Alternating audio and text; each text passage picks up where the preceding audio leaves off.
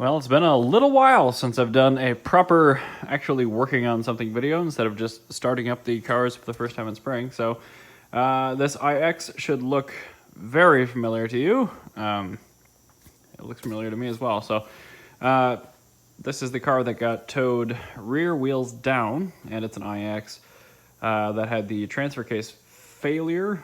I'm going to use failure kind of loosely because it does still drive. However, there is no viscous anymore, so it's basically rear-wheel drive.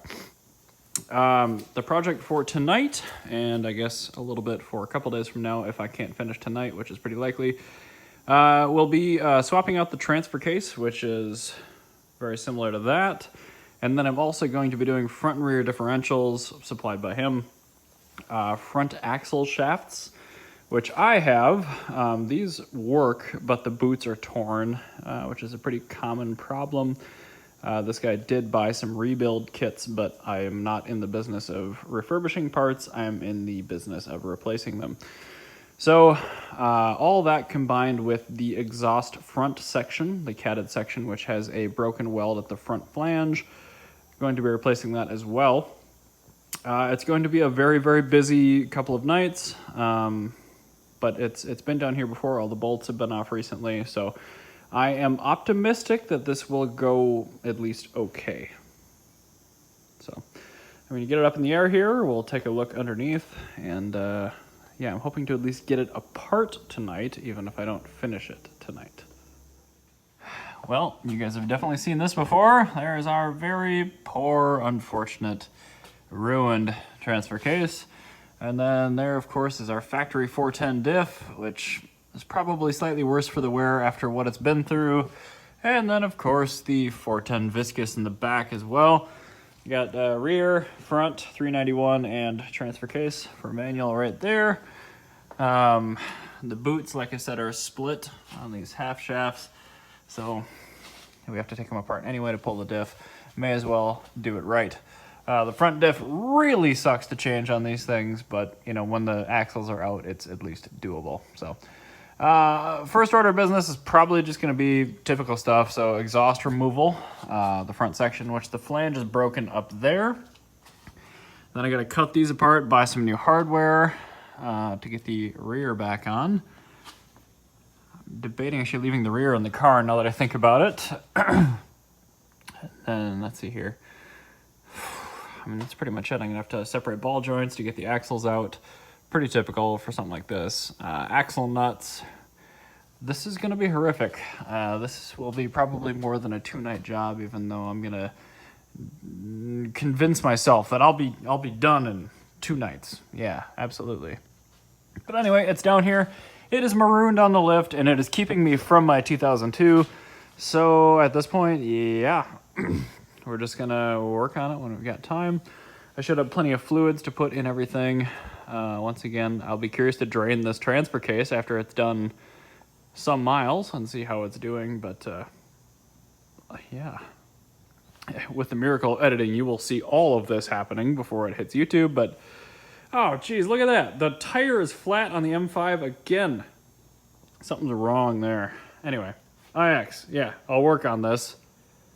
We'll get it done.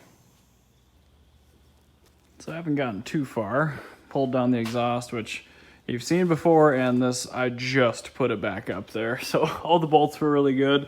Same thing with the drive shaft, again, because I know what I'm doing. There you can see the flange that is supposed to be up there. I'm gonna replace that whole front section for him. Heat shield, and just a few bolts hanging the transfer case. I did pull it into neutral.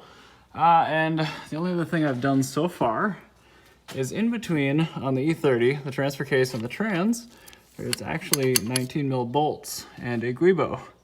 So what I did is I pulled the nuts off of the 319s that are on the transfer case side. And now I'm actually going to open the cardboard box right there that has the other manual transfer case in it. And I'm pretty sure it's just those bolts you see up there. Sorry, my phone did the low battery thing. And then around the perimeter, just at this seam here. So it doesn't actually look too bad. And I'm gonna get the trans jack underneath it as well. Oh, that's worrying. I see a little shifter clip. It might be from the parts car, but I'll definitely double check on that. So I think these are 15 mil bolts around the perimeter. Sorry about the videography work as always, but that's pretty much all I can do. Well, the pool noodles have been unearthed, and it looks like it's only 4 bolts, which is ridiculous, but okay, I'll give it a go. The splines look actually really excellent on that. It's definitely out of fluid, but I'd say the guy did a pretty good job yanking that thing out. So I'm gonna get the trans jack under here and start ripping this thing out. Well, if you're ever curious, that is not a tough job. I just have to pull the guibo off of that one and make sure I leave these bolts in here and oriented exactly like that on the new one. It's just too bad about this transfer case. They're so hard to find. And there is the business end of our Getrag 260-5. And of course the front drive shaft just sitting there. If you're only doing a transfer case, just ram a new case right on there and reassemble. For me though, I'm gonna be pulling front wheels off, separating ball joints, taking axle nuts off, pulling half shafts, pulling the front diff, pulling rear half shafts, pulling speed sensor, which has never been off. That's actually an anti-tamper strip to show original mileage on these cars. There's also one behind the gauge cluster on a factory car. And then it's a 19 back here, and then there's 4 19s on the top, there's 2 up there. There's 1 on each side down here. I am probably gonna call it a night for tonight, but I will pick this back up tomorrow morning. And again, through the magic of editing, you will just see this whole thing completed by the time you're watching it. So stay tuned. But yeah, this actually went pretty okay. I'm actually really happy that there's only 4 bolts. There were definitely a couple dabs of Loctite. And the top bolts, this is what I found was actually best, because you actually have to go over a rib on the transfer case and then back down into the ridge. So use just 2 U-joints or 2 wobbles, and you should have plenty of clearance to crack the uppers. The lowers just do them with a 17 mil box wrench. But these are the bolts. I definitely saw a thread lock on at least one of these. Maybe it's anti-seize. Either way, I'm gonna throw a teeny tiny bit of thread lock on there just so they don't back out, since there are only 4. And yeah, that's pretty much it for now.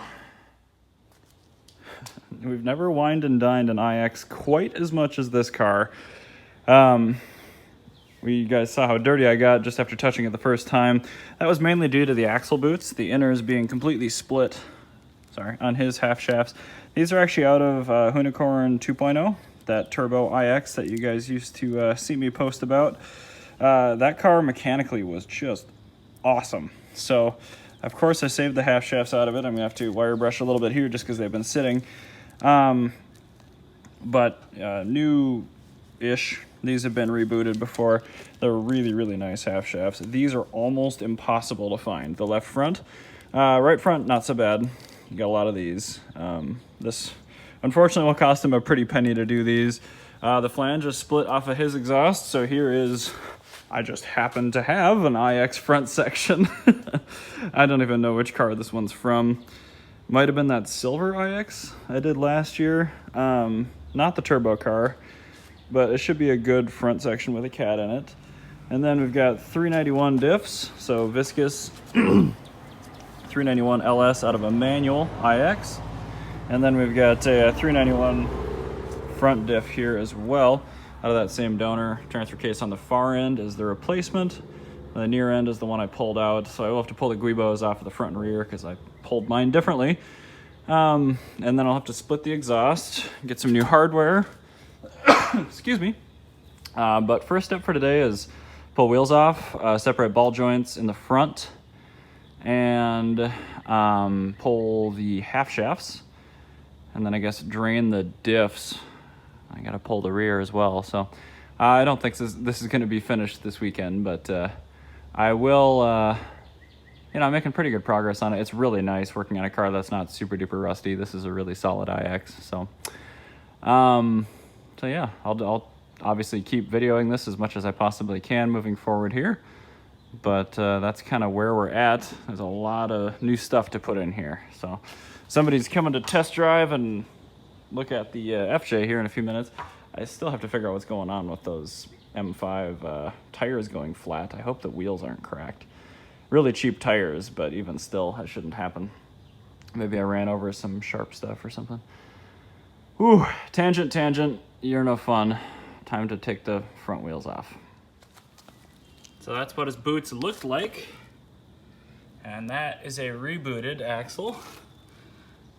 Pretty stark difference, I would say. Both pretty horrible. This main ball joint really fought me. The hubs look okay, everything else looks fine.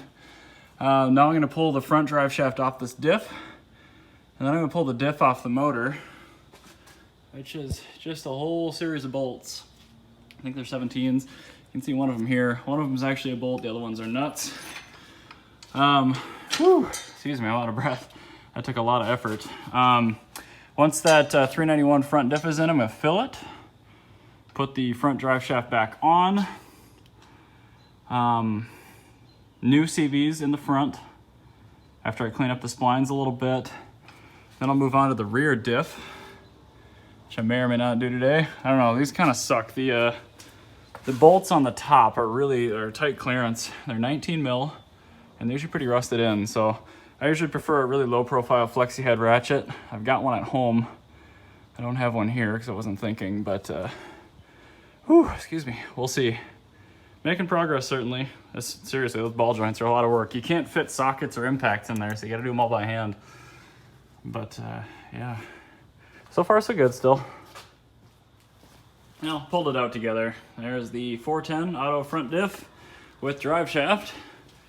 Now, let me tell you, that front one, not easy to get to. You actually have to go through the cooler lines with a wrench from the front and go a little bit at a time. The other ones are really easy. They are all supposed to be studs with nuts on them, but you might pull the stud out of the pan. It's no big deal. You can see the old auto cooler lines. Not in use anymore.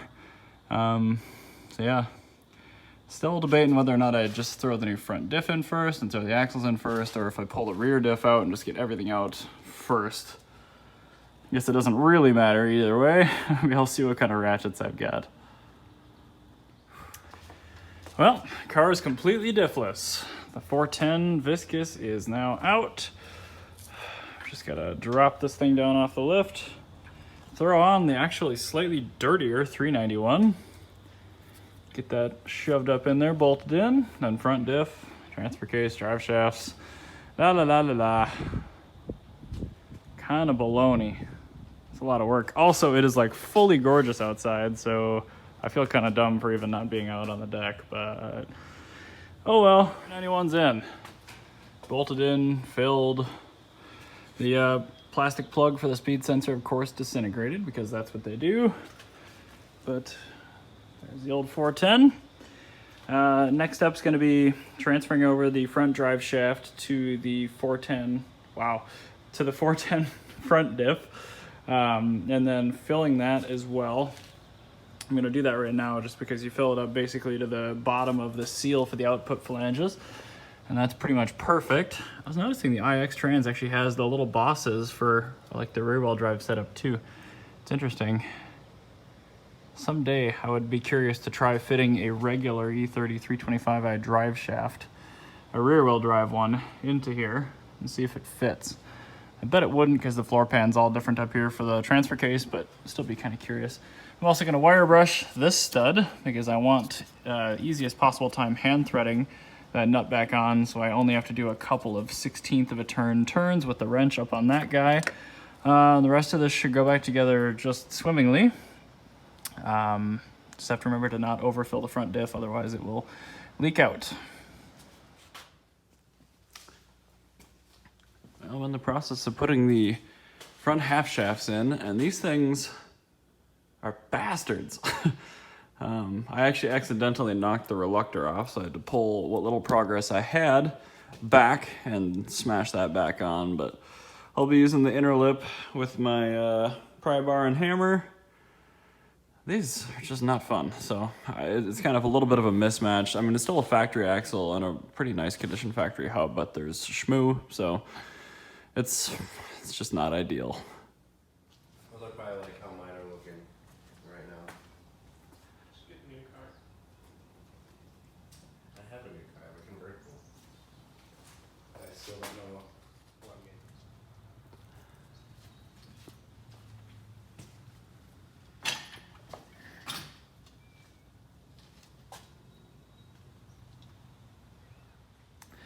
Shitty muffler, it's back in place, new 391.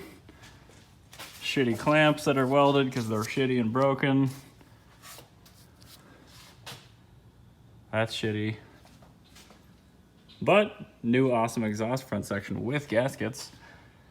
Orange axle shafts for an extra 50 horsepower apiece. And a transfer case which has fluid in it. Nice. Time to go see if it explodes.